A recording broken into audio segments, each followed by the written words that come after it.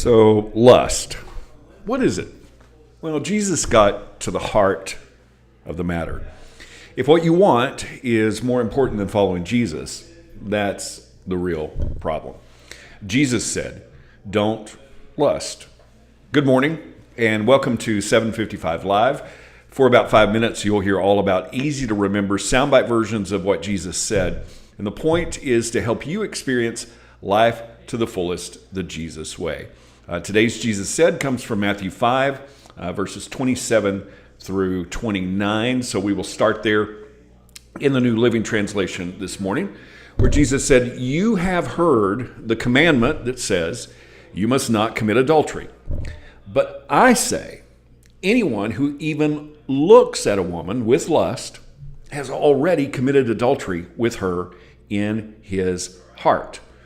So if your eye, even your good eye, causes you to lust, gouge it out, throw it away. It is better for you to lose one part of your body than for your whole body to be thrown into hell."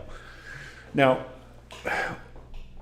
just pulling this out of context, it's difficult to understand exactly what Jesus is talking about, although it's pretty brutal here, that lust is such a problem that if you can't control what you see, Jesus is saying, gouge your own eye out. Now, I don't think that that's literal, but he is making the point of how important this is.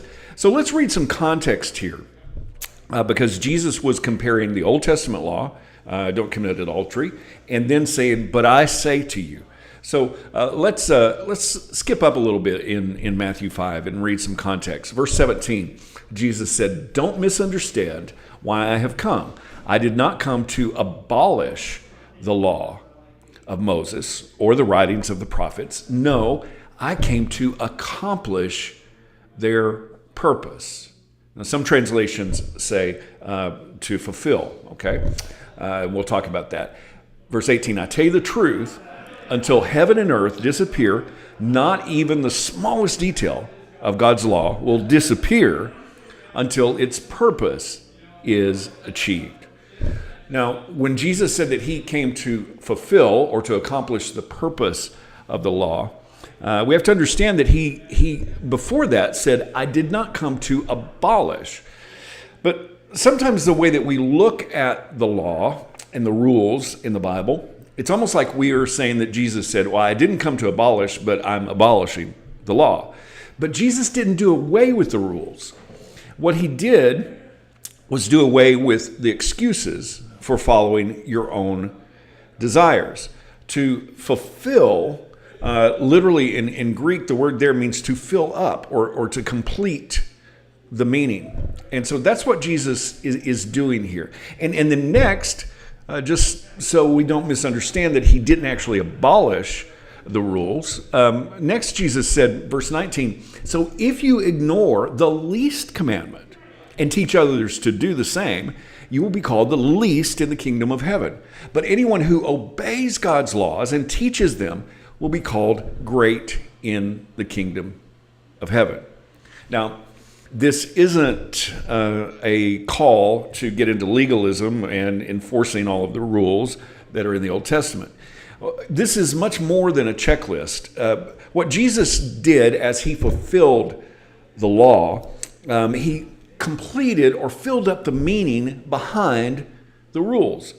It doesn't mean that he did away with them, but if you get to the heart of the matter, the rules kind of take care of themselves. Now, our context today, don't lust.